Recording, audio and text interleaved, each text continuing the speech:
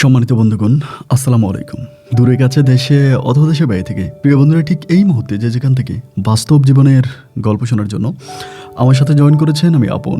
আর যে আপন জীবনের গল্পের 1087তম পর্বে আপনাকে বরাবরের মতো স্বাগতম জানাচ্ছি। বন্ধুরা, আজ আমি আপনাদেরকে শোনাবো রাজধানী ঢাকার ছেলে ওয়ালির জীবনের কলিজা কাঁপানো চরম কষ্টকর এক বাস্তব জীবন কাহিনী। বন্ধুগণ, আজকের গল্পের টাইটেল 9 বৎসর গোপনে বাবার সঙ্গে সংসার করে যাচ্ছে এক মেয়ে।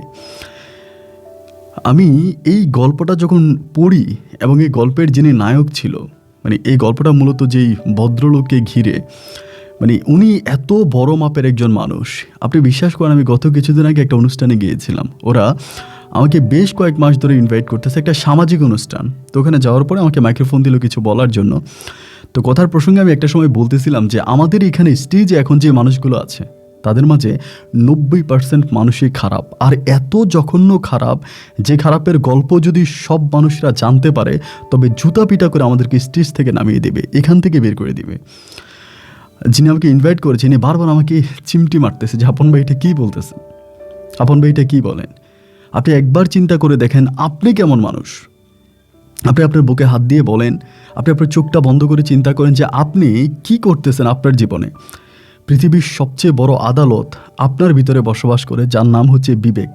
আপনি সব কিছু থেকে রক্ষা পেলেও আপনার বিবেক থেকে রক্ষা পাবেন না। আপনার বিবেককে আপনি প্রশ্ন করেন যে আপনি ভালো না খারাপ, নিজের উত্তর নিজেই পেয়ে যাবেন।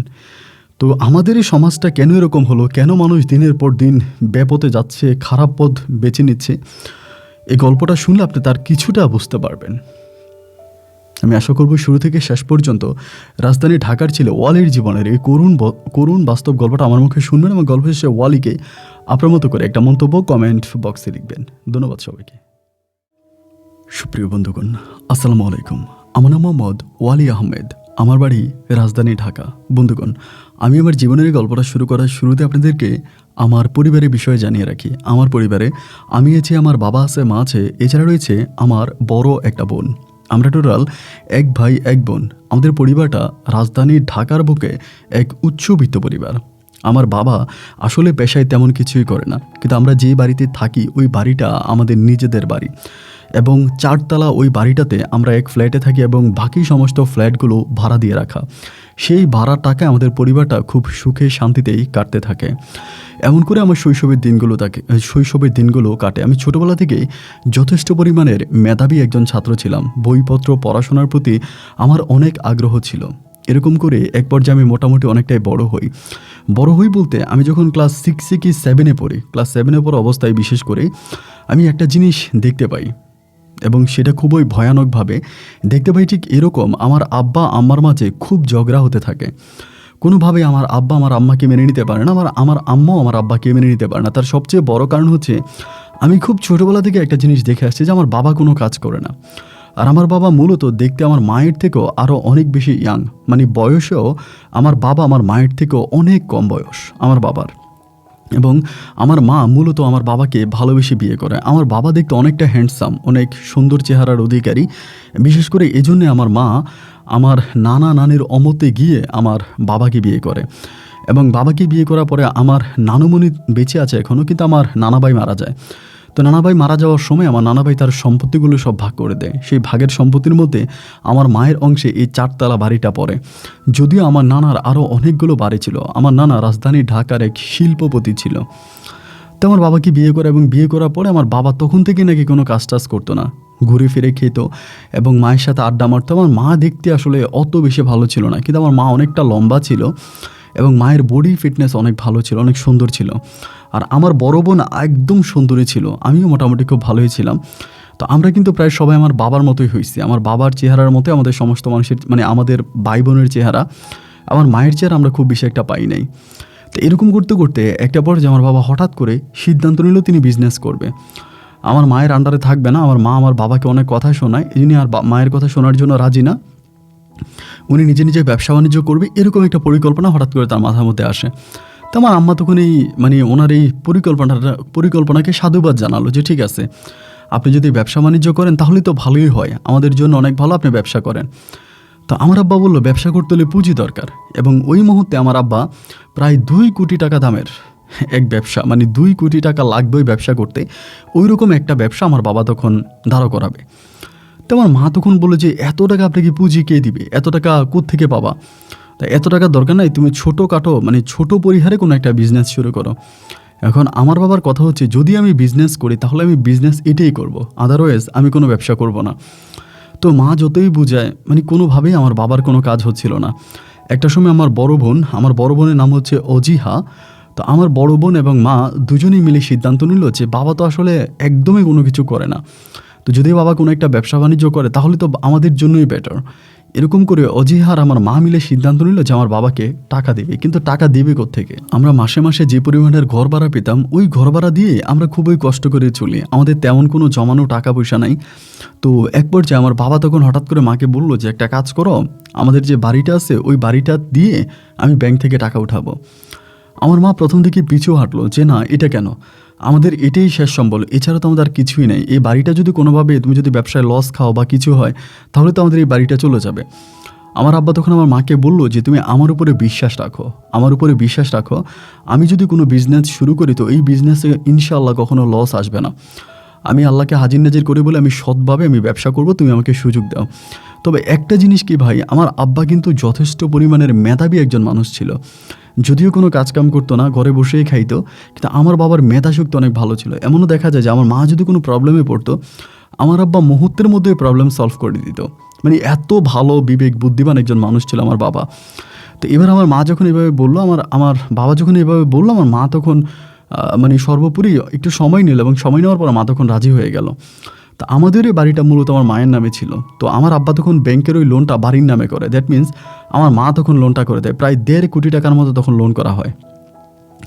এত টাকা বাড়ির দামও হবে না, কিন্তু লোনটা অত টাকাই করা হয়, কারণ আমার আব্বার কীভাবে লোনটা এত টাকা করা এটা আমার আব্বাই ভালো জানে। তো 1.5 কোটি টাকা লোন করার পরে আমার বাবা ওই ব্যবসাটা শুরু করে, এবং এটা হচ্ছে জায়গা সম্পত্তির ব্যবসা, রিয়েল এস্টেটের ব্যবসা, এবং জায়গা সম্পত্তির ওই ব্যবসা আমার বাবা শুরু করে।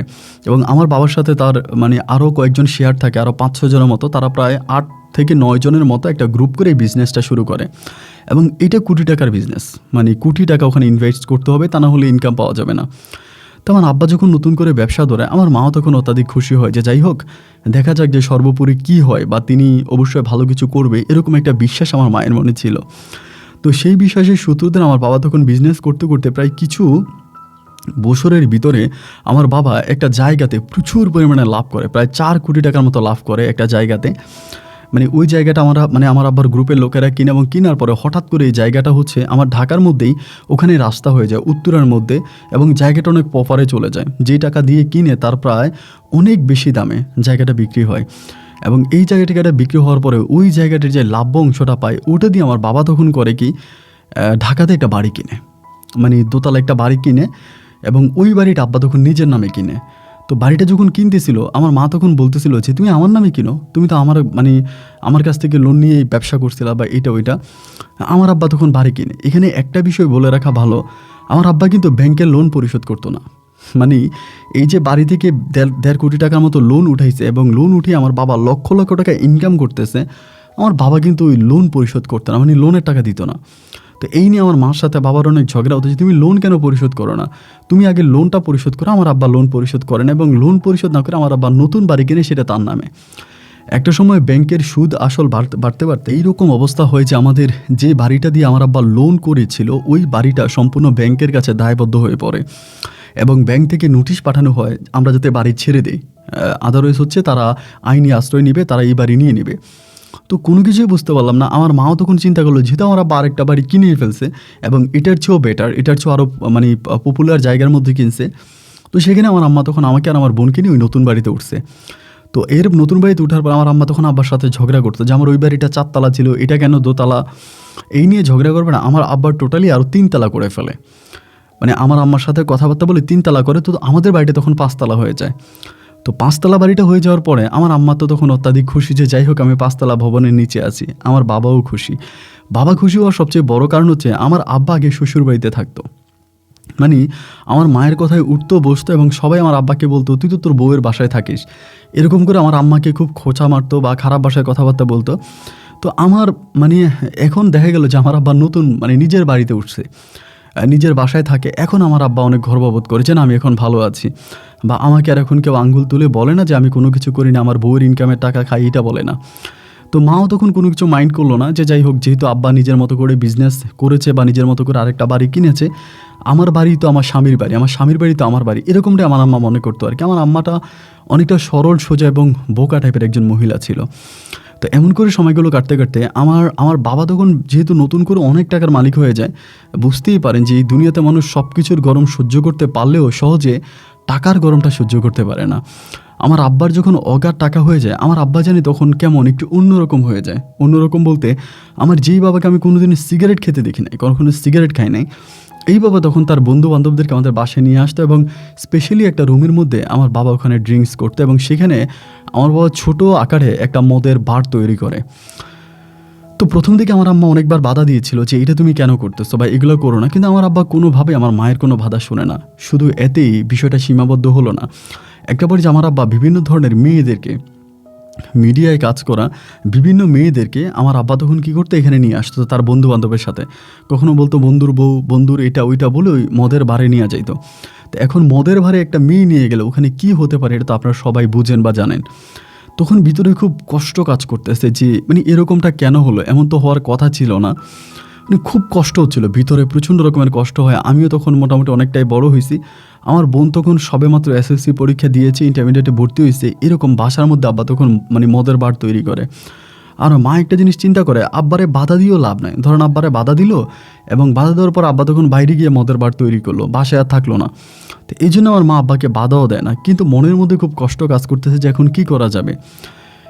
এইটুকুর মধ্যেও যদি সীমাবদ্ধ থাকতো তাতেও ভাই চলতো, এরপরে পরিস্থিতি আরও ভয়ানক। এরকম করে আব্বার বিভিন্ন বয়সী বন্ধু বান্ধবরা আমাদের বাসায় আসা যাওয়া করতে করতে হঠাৎ করে আমার আব্বার এক সিনিয়র ব্যবসায়িক, যিনি আমার আব্বার থেকেও বয়সে বড় হবে এবং তিনি অনেক টাকার মালিক, রাজধানী ঢাকার মধ্যে তিনি অনেক বড় একজন ব্যবসায়ী, আমার আব্বা হঠাৎ করে একদিন আমার আম্মাকে বলতেছে যে একটা কাজ করো, আমার মেয়ে এই অজিহাকে আমি আমার এই বন্ধুর কাছে বিয়ে দিব। মানে ডিরেক্টলি ওই নিয়ে ওনার বউ আছে, মানে ওনার বউ মারা গেছে কিন্তু বাচ্চা আছে, বাচ্চারাও প্রায় আমাদের চেয়েও আরও বড় হয়ে গেছে এরকম। তো ওই লোকটার কাছে আমার বাবা বলতেছে আমার বোন অজিহারে বিয়ে দিবে। আমার মা তখন বলতেছে তুমি কি পাগল হয়ে গেছো, এই লোকের বাচ্চা আমার মেয়ের থেকেও বড়, তা এই লোকের ছেলে মেয়ে আমার মেয়ের থেকেও বড়, তা তুমি এই লোকের কাছে কেন তোমার মেয়েকে বিয়ে দিবা। আমার আব্বা বলতেছে যে না, ও আমাদের বাসায় আসে যায়, এখন এরকম করতে করতে আমার মেয়েকে দেখছে, দেখেও পছন্দ করছে, এখন আমাকে বিয়ের প্রস্তাব দিছে। তো যেহেতু ওর সাথে আমার ব্যবসা বাণিজ্য আছে, এখন ও যদি আমার সাথে থাকে বা ও যদি আমাকে ব্যবসার লাইনে আরেকটু গাইডলাইন করে, ওর সাথে যদি আমার মেয়েকে বিয়ে দিয়ে একটা সম্পর্ক আমি তৈরি করতে পারি, তাহলে আমি ব্যবসাতে আরও ভালো করতে পারবো। মানে সত্যি কথা বলতে গেলে আমার আব্বা ওই সময় টাকার কুমির হয়ে গেছিলো। মানে টাকা ছাড়া আমার বাবা কোনো কিছুই বুঝতো না, দিনটা 24 ঘন্টা শুধু টাকার পিছনে দৌড়াইতো। টাকার প্রতি আমার বাবার এতটাই নেশা জন্মে গেছে যে আমার বাবা আমাদেরকেও ভুলে যায়, আমার মাকেও ভুলে যায়, শুধু টাকা টাকা আর টাকা, টাকার চিন্তা করেই টাকার পিছনে ছুটতে থাকে। মানে এমন একটা পরিস্থিতি হয়েছে আমার বাবা আর কোনো কিছুই বুঝে না। আমার মা তখন ডিরেক্টলি বলে দিল যে আমার নিঃশ্বাস থাকতে, আমি বেঁচে থাকতে কখনোই আমার মেয়েকে আমার বয়সী বা তোমার বয়সী, তোমার চেয়েও সিনিয়র কোনো লোকের কাছে আমি বিয়ে দেবো না। মা যখন এই কথাটা বলে দিল, আমার আব্বা তখন বললো যে যদি তুই আমার সংসার করতে হয়, আমার ঘরে থাকতে হয়, তাহলে অবশ্যই আমি অজিহাকে আমার বন্ধুর কাছে বিয়ে দিব। মা তখন এতটাই বিপাকে পড়ে গেল, মানে কোনোভাবে আমার আব্বাকে বুঝাইতে পারতেছিল না। পরে দেখা গেল আমার আব্বার যে বন্ধুবান্ধবগুলো আছে, যাদের সাথে আমার আব্বা ব্যবসা বাণিজ্য করতো, ওদের কাছে আমার মা গেল এবং ওদের শরণাপন্ন হলো, ওদেরকে বুঝিয়ে বলে যে ভাই আমি তো এরকম বিপদে পড়ে গেছি, আমার হাজব্যান্ডকে তো আমি আর কোনোভাবেই বুঝাইতে পারতেছি না, আপনারা ওরে বুঝান, ওর মেয়েটা ছোট, ওর বয়স কম, এখনও মেয়েটা বড় হয়নি, এইরকম বয়সে একটা মেয়েকে এত সিনিয়র একজন লোকের কাছে বিয়ে দেওয়াটা কি ঠিক হবে, আমার মেয়ের জীবনটা নষ্ট হয়ে যাবে না। সবাই তখন আমার আম্মাকে বলতেছিল যে আপনার স্বামী টাকার কুমির হয়ে গেছে, এখন টাকা ছাড়া সে কিছুই বোঝে না, ওই লোকের কাছে যদি আপনার মেয়েকে বিয়ে দেয় তাহলে তার ব্যবসা বাণিজ্য আরও ডেভেলপ হবে, সে আরও বেশি টাকার মালিক হবে এবং টাকার জন্য সে আপনার মেয়েকে বাদ দেন, কখন যে আপনাকে বিয়ে দিয়ে দেয় তারই ঠিক নেই। আমার মা তখন কারো কাছে গিয়ে কোনো মূল্য পেল না, কেউ আমার মাকে কোনো মূল্যায়ন করলো না। নানু বাড়ি থেকে তো অনেক আগেই চলে আসছে আমার বাবাকে ভালোবেসে, আর নানু বাড়ির কোনো আত্মীয় স্বজন আমার মায়ের সাথে ঠিকমতো কথা বলে না। এমন পরিস্থিতির মধ্যে মা তখন আমার আব্বার সাথে একদিন রাতের বেলায় প্রচণ্ড ঝগড়া লেগে গেল যে এটা আমি কখনোই মানব না, এবং ঝগড়া লাগার এক পর্যায়ে আমার আব্বা তখন করলো কি, আমার মাকে ডিরেক্টলি বলতেছে আমি প্রয়োজনে এই মেয়েকে রাস্তা থেকে কিডন্যাপ করব। মানে এরকম করে বলে যে আমার জন্মদাতা মেয়েকে আমি রাস্তা থেকে কিডন্যাপ করে হলেও আমি ওই লোকের কাছে, আমার বন্ধুর কাছে আমার মেয়েকে বিয়ে দিব। এখন আব্বা যে ওই লোকের মাঝে কী পাইছে, মানে সবাই একটা কথাই বলে, লোকে যখন আমরা আলোচনা করি সবাই বলে যে আমার আব্বা যদি আমার বোনকে ওর কাছে বিয়ে দিতে পারে তাহলে আমার আব্বা আরও 100 কোটি টাকার মালিক হয়ে যাবে। মানে এরকম একটা বিষয় সবাই বলতেছে। তো পরিশেষে আমার মা সেদিন খুব রাতে ঝগড়াঝাটি করলো এবং সকালবেলা আমার মা তখন আমার বলতেছে যে ওয়ালি আজকে স্কুলে যাইস না, আমরা আজকে এক জায়গায় যাব। তা আমার আব্বা যখন সকালবেলা অফিসে চলে গেছে, আমার মা তখন আমাকে আর আমার বোন অজিহাকে নিয়ে বাসা থেকে বেরিয়ে গেল। বাসা থেকে বের হয়ে মায়ের এক দূর সম্পর্কের বান্ধবী ছিল, ওনার বাসায় গিয়ে উঠছে, ওই বাসায় উঠছে। এখন ওই বাসায় ওঠার পরে আমার আব্বা তখন আমাদেরকে খুঁজতেছে, যোগাযোগ করতেছে। আমার মা প্রায় 3 দিনের মতো আমার আব্বার সাথে কোনো কন্ট্রাক্ট করে নাই, কোনো যোগাযোগ করে নাই। এবং 3 দিন পরে আমার মা তখন আমার আব্বাকে কল করে, এবং কল করার পর আমার আব্বা 1-2 দিন আমার মাকে খুঁজছে। এরপরে আমার আব্বা নিজের মতো করে নিজেকে সামলাই নিছে।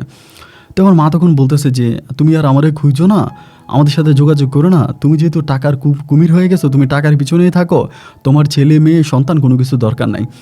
এগুলো আমার মা তখন লাইনটা কেটে দেয়।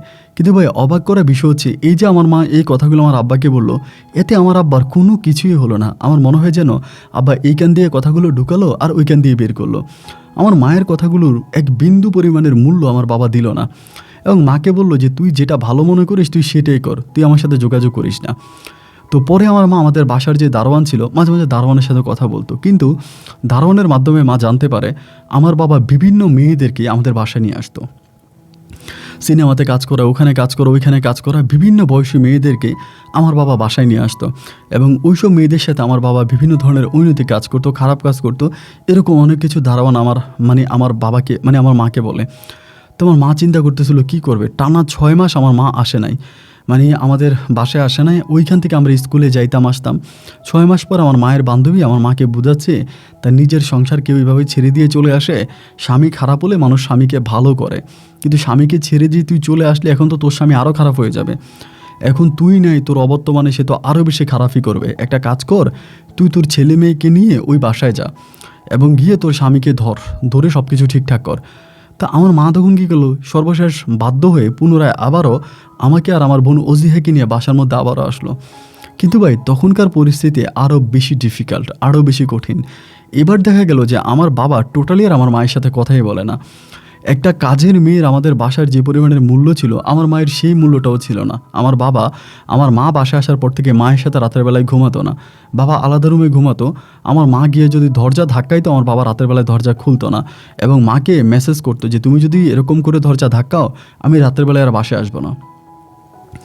মাকে দেখলে আরেক দিকে চলে যেত, মার সাথে কথা বলতো না, আব্বু আমাদের সাথে কথা বলতো না, অজিহার সাথে কথা বলতো না। এরকম একটা পরিস্থিতি হয়ে গেছে যে আমাদের সামনে, I am sorry to say যে আমি বাস্তবতার খাতিলে কথাগুলো বলছি, কেউ খারাপভাবে নেবেন না। এরকমও হলো যে আমাদের সামনে পর্যন্ত আমি দেখি যে আমার আব্বা মেয়ে নিয়ে আসছে আমাদের বাসায়, এবং ওই মেয়ের সাথে বিভিন্ন ধরনের খারাপ কাজ করে, এগুলো আমরা চোখেও দেখতে পাই, কিন্তু কি বলবো, কোনো কিছু বলার নাই। এমন করতে করতে দেখা গেলো পরিস্থিতি আরও বেশি ডিফিকাল্ট হয়ে গেল। এক পর্যায়ে আমার মা নিজের মান সম্মান রক্ষা করার জন্য আমার বাবার বাসা থেকে পুনরায় আবারও আমার মায়ের ওই বান্ধবীর বাসায় চলে যায়, এবং গিয়ে বান্ধবীর কাছে কান্নাকাটি করে বলে আমার স্বামী আর স্বামী নাই, আমার স্বামী একটা মানুষরূপী অমানুষ হয়ে গেছে, আমি আর এই বাসায় যাবই না। এরপরে আমার বাবা আর আমার মায়ের কোনো খবর নেয় না, আমার মাও আমার বাবার কোনো খবর নেয় না। এবার আমার মা একটা চাকরি ম্যানেজ করে আমার মা তখন একটা চাকরি করে এবং নতুন একটা বাসা নেয়, খুব ছোট আকারের, খুবই ছোট করে একটা বাসা ভাড়া করে, এবং সেই বাসার মধ্যে আমি, মা এবং আমার বড় বোন অজিহা আমি তখন একসাথে থাকতে শুরু করি।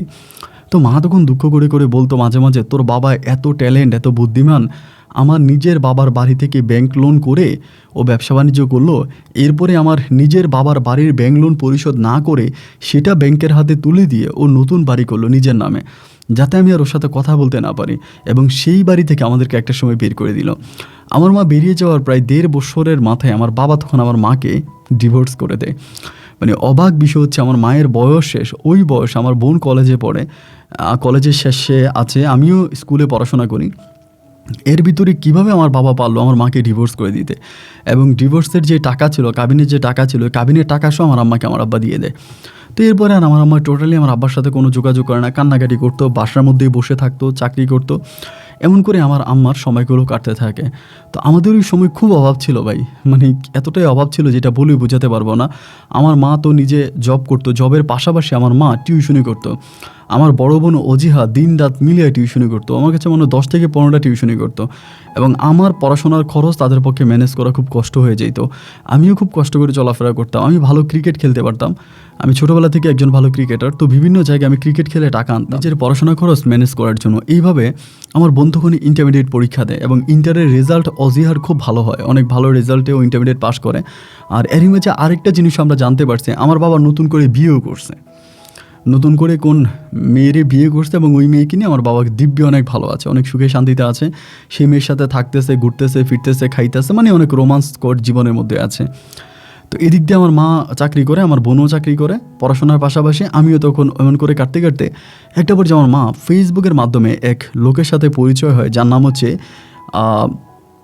ম্যাক্সি নামের পরিচিত লোকটা, ম্যাক্সি ছিল ওনার নাম, ওনার বাড়ি হচ্ছে বেলজিয়ামে। তো এই লোকটার সাথে আমার মা প্রচুর চ্যাটিং করতো, এবং আমার আম্মা যে অফিসে জব করতো সেই অফিসের মাধ্যমে কেমন করে জানে ওই লোকটার লিঙ্ক পেয়ে যায়, তো মেসেঞ্জার ওই লোকের সাথে আমার আম্মা মাঝে মাঝে কথা বলতো। তো আমাকে মাঝে মাঝে বলতো যে ওয়ালি আসো তোমার আঙ্কেলের সাথে কথা বলবা, মা ডাইকা নিত। পরে আমি আঙ্কেলের সাথে কথা বলতাম যে হাই আঙ্কেল, যেহেতু বিদেশি পার্সন ছিল ভালো লাগতো কথা বলতে। মাঝে মাঝে আমার বোন অজিহাও ওনার সাথে কথা বলতো, আমার বোন কিন্তু আবার খুব ভালো ইংলিশে কথা বলতে পারতো, ওর ইংলিশ বলার মিনিংটা অনেক সুন্দর ছিল, তো ও খুব ভালো ইংলিশ বলতে পারতো। দেখা গেল যে আমার বোনও ওনার সাথে কথা বলে, আমার মা কথা বলে, আমরা সবাই ওনার সাথে কথা বলি, এবং তিনি আমাদের পরিবারের খুব ঘনিষ্ঠ একজন পার্সন হয়ে যায়, মানে পরিবারের সবার সাথে ওনার খুব ভালো একটা সম্পর্ক। আমার মা কথা বলে, আমার মায়ের খুব গুড ফ্রেন্ড, তো আমরাও ফ্রেন্ডলি ওনার সাথে কথাবার্তা বলি। এইভাবেই দীর্ঘ প্রায় 5 থেকে 6 মাসের মতো ওনাদের সাথে আমার কথাবার্তা হয়। একটা পর যে আমার মা ওই লোকটাকে মানে মেক্সিকে ইনভাইট করে বাংলাদেশে, এবং তিনি অনেক বয়স্ক ছিল, লাইক আমার মায়ের থেকেও আরও সিনিয়র হবে এরকম বয়স্ক একজন লোক, বাট খুব ফ্রেন্ডলি, মানে খুবই ফ্রেন্ডলি। আমাদের জন্য বেলজিয়াম থেকে গিফট পাঠাইতো, এটা ওইটা পাঠাইতো আমার মায়ের জন্য, আমার বোনের জন্য, আমার পরিবারের মানুষগুলোর জন্য, মানে খুব বেশি টান ছিল আমাদের প্রতি, ওনার অনেক ভালোবাসা ছিল। তো এরকম হতে হতে একটা পর্যায়ে আমার আম্মা তখন ওনাকে ইনভাইট করলো যে আপনি বাংলাদেশে আসেন, এসে বাংলাদেশে ঘুরে যান, আমার ছেলে মেয়েরা আপনাকে দেখবে। পরে উনিও একটা দিন ফিক্সড করলো, এবং সেই দিনে উনি তখন বাংলাদেশে আসলো। এবং বাংলাদেশে আসার পরে এই লোকটা এতটাই ফ্রেন্ডলি ছিল, মানে ওনার বয়স হয়ে গেছে অনেকটা, কিন্তু তারপরেও মানে এত মানে যখন কোনো মিউজিক বাজিয়ে নিজে নিজে নাচতো, গিটার বাজাইতো, এবং তিনি ইংলিশ গান গাইতো, তার গানের কণ্ঠও ছিল অসাধারণ, এবং এত ফ্রেন্ডলি আমাদের সাথে চলাফেরা করতো, প্রচুর টাকা পয়সা নষ্ট করতো, অনেক টাকা পয়সা নষ্ট করতো, আমার মাকে করতো। এরকম করে উনি আমাদের বাসায় 1 উইকের মতো থাকে, এবং 1 উইক থাকার পরে আমার মায়ের ওই বান্ধবী, যে বান্ধবীর বাসায় আমার মা প্রথমে যায়, একদিন মায়ের ওই বান্ধবী আমাকে আর আমার বোন অজিহাকে ডেকে নেয় ওনাদের বাসায়, মানে মায়ের ওই বান্ধবীর বাসায়। তা ডেকে কেন নেয় বা কী কারণে ডেকে নেয় এটা তো আর আমি বুঝি নাই। ডেকে নিচে নেওয়ার পরে আমার বলতেছে ওয়ালি তুমি তখন বড় হইছো, আর অজিহা তো অনেকেই বড় হয়েছে, তা তোমাদের সাথে আমি একটা ফ্রেন্ডলি একটা খোলাখুলি কথা বলতে চাই। আমি তখন বললাম যে ঠিক আছে আন্টি বলেন, কী কথা বলবেন, সমস্যা নেই, বলেন, আমরা শুনবো। তো আন্টি তখন আমাকে বলতেছে যে কথাটা আসলে আমার না, কথাটা হচ্ছে তোমার আম্মুর, তো তোমার আম্মুর পক্ষে আসলে এভাবে তোমাদেরকে বলাটা ঠিকই না, বা এভাবে উনি বলতে পারতেছে না, যার জন্য আমাকে দিয়ে কথাটা তোমাদেরকে বলাচ্ছে। তো আমি বললাম আন্টি বলেন না, কোনো প্রবলেম নাই। পরে তোমরা তো জানো যে তোমাদের বাসায় একজন মানে বেলজিয়ামের নাগরিক আসছে। আমি বলি হ্যাঁ আসছে তো। পরে বলে তোমার আম্মা মূলত ওই লোকটার সাথে রিলেশনে আছে। আমি শুনে অবাক হয়ে গেলাম। পরে বলে রিলেশনে আছে এবং তারা বিয়ে করতে চায়। এখন ওই লোকটা তোমার আম্মাকে মানে ম্যাক্সি তোমার আম্মাকে বিয়ে করতে চায়, বাট তোমার মা আসলে মানে তোমাদের অনুমতি ছাড়া কোনো কিছু করবে না, যেহেতু তোমার আব্বা তোমাদেরকে এরকম একটা দুঃখ দিয়েছে, যন্ত্রণা দিয়েছে। তো সেই জায়গা থেকে উনি আসলে মানে তোমাদের পারমিশন চাচ্ছে, বা তোমরা যদি বলো তাহলেই বিয়ে করবে, আদারওয়াইজ বিয়ে করবে না। তা আমি তখন মানে কোনো কিছু বললাম না। আমার বোন অজিহা তখন বললো যে আন্টি এটা কী ধরনের কথা, আমার আম্মার এত বয়স হয়েছে, আমার আম্মা এই বয়সে বিয়ে করবে। তখনই ওই আন্টি আমার বোনকে বুঝায় যে দেখ মা, কিছু মনে করিস না, তোর আম্মার যে বয়স হয়েছে ওই বয়সে মহিলারা বিয়ে বসতে পারে। এখন তোরা বিয়ে শাদী করে সেটেল হবি যে যার মতো করে, তোর আম্মা কার সাথে থাকবে, এবং তোর আম্মার এখনও অনেক বয়স পড়ে আছে, তো বিয়ে করাটা অনেক দায়িত্ব, উনি বিয়ে করে ফেলতে বল। হঠাৎ করে আমার মাথায় আসলো, আমি তখন বলতেছি আন্টি আমার আম্মা যাকে নিয়ে আসছে সে তো খ্রিস্টান ধর্মের, সে তো মুসলিম না, তা আমার আম্মা কীভাবে ওনাকে বিয়ে করবে। তো আন্টি মুহূর্তে আমাকে বললো যে ওই লোকটা মুসলিম হয়ে যাবে, আমাদের সাথে কথাবার্তা হয়েছে, ওই লোকটা মুসলিম হয়ে তোর আম্মুকে বিয়ে করবে। তা আমি বললাম যে আমরা তো ওনার সম্বন্ধে কোনো কিছুই জানি না, তাই এরকম অচেনা অজানা একটা লোকের কাছে আমার মা বিয়ে বসবে, পরে বিপদে পড়বে না। আন্টি তখন বললো যে না, ওই লোক সম্বন্ধে আমরা অনেক ইনকোয়ারি করেছি, আমরা অনেকভাবে ওনার খোঁজখবর নিয়েছি, এবং বেলজিয়াম আমাদের লোক আছে, বেলজিয়ামে আমরা আমাদের লোক দ্বারা ইনকোয়ারি করে বের করতে পারছি যে উনি বেলজিয়ামের একজন নামকরা বিজনেসম্যান, এবং তিনি বিয়ে করেছে, তার ওয়াইফ এবং তার বেবিরা সবাই তাকে ছেড়ে চলে যায়, সে খুব অ্যালং লাইফ লিড করে, খুবই কষ্টে আছে। তা তোর আম্মাকে পেলে লোকটাও অনেক খুশি হবে এবং তোর আম্মা অনেক ভালো থাকবে, তোরা মানা করিস না। তো এটা আসলে আমাদের জন্য মেনে নেওয়াটা খুব হার্ড ছিল, খুব কষ্টকর ব্যাপার ছিল, লজ্জার একটা বিষয় ছিল। তারপরেও আসলে কী আর করে, আন্টি যেহেতু এরকম করে বুঝিয়ে বললো, আমরা তখন চুপ হয়ে গেলাম। এবং এরপরে আমি আর অজিহা মাঝে মাঝে ওনাদেরকে সাইড দিতাম, আমার মাকে আর ওই আপনার বেলজিয়ামের লোকটাকে আলাদা আলাদাভাবে কথা বলার জন্য সুযোগ দিতাম বা চান্স দিতাম। এরকম করে তারা আলাদাভাবে কথা বলি। কিছুদিন পরে তখন একজন হুজুরকে আমাদের বাসায় ইনভাইট করা হয়, এবং ওই হুজুর প্রথমে ওই আপনার ওই ম্যাক্সিকে হচ্ছে বানায়, প্রথমত মুসলিম বানায়, এবং মুসলিম ধর্মের অনুযায়ী অনেকে মুসলিম বানায়, এবং ওনার নাম মোহাম্মদ রেখে দেয়। ওই লোকটার নাম হুজুরে মোহাম্মদ রেখে দেয়, যে উনি উঁচে লম্বা খুবই সুন্দর টাইপের একজন মানুষ, এই জন্য মোহাম্মদ নাম রাখে। তো মোহাম্মদ নাম রাখার পরে ওই লোকটাকে তখন আমার আম্মা কী করে, বিয়ে হয় এবং দুজনের মাঝে কাবিন হয়। তো কলমা কাবিন হয়, এগুলো হওয়ার পরেই লোকটা আমাদের বাসায় দীর্ঘ প্রায় 5 মাসের মতো থাকে, এবং টোটালি ওই 5 মাস এই লোকটা আমার আম্মুর সাথে থাকে, আম্মুর সাথে ঘুমায়, এবং আমাদের সাথে ওনার খুব ভালো সম্পর্ক, আমাদেরকে সান বেবি এরকম করে ডাকতো। এবং সত্যি অর্থে তিনি আমাকে প্রচুর টাকা দিত, মানে এত বেশি ডলার দিত ভাই, বলে বুঝাতে পারবো না। আমি একটা ছোট্ট মোবাইলের স্বপ্ন দেখি না, অথচ উনি আমাকে আইফোন কিনে দিত, এত দামি দামি ফোন কিনে দিত আমাকে। উনি ওই বয়সে বাইক কিনে দেয়, এবং আমাদের জন্য একটা গাড়ি কিনে, মানে উনি 1 কোটি টাকার উপরে আমাদের জন্য নষ্ট করে বাংলাদেশে। তো যাই হোক, এরকম করে থাকতে থাকতে একটা পর্যায়ে উনি তখন বেলজিয়ামে আবার চলে যাবে, যেহেতু ওখানে তার বিজনেস, এবং যাওয়ার পরে তিনি বললো যে আমাদেরকে একটা ব্যবস্থা করে তিনি নিয়ে যাবে। এখন বেলজিয়ামে যাওয়ার যাওয়াটা কিন্তু বাংলাদেশি মানুষের জন্য খুব বেশি সহজ না, মোটামুটি প্রায় অনেকটাই হার্ড। তো ওইখানে যাওয়ার পরে আমার বোন তখন বারবার আম্মুকে বলতেছে, আম্মু তোমাদের যাইতে যদি লেট হয় তাহলে আব্বুর সাথে কথা বলে বলো না আমি আইএলটিএস করছি। আমার বোন ওই সময় আইএলটিএস করছে, বলে আমি আইএলটিএস করছি, আমার রেজাল্ট অনেক ভালো আছে, আব্বুরে বলো না যে বেলজিয়ামের দিকে আমাকে একটা ভালো ইউনিভার্সিটিতে নিয়ে যাইতে। তো মা এই কথাটাকে প্রথম থেকে সাড়া দিচ্ছিল না। তো অলওয়েজ আমার বোন বলতে থাকে যে না তুমি বলো না, আব্বুর সাথে কথাবার্তা বলো। এবং একটা পর্যায়ে আমার বোন কী করে, আমার ওই বেলজিয়ামের আব্বুর সাথে আমার বোন তখন কথাবার্তা বলতে শুরু করে হোয়াটসঅ্যাপে বা মেসেঞ্জারে।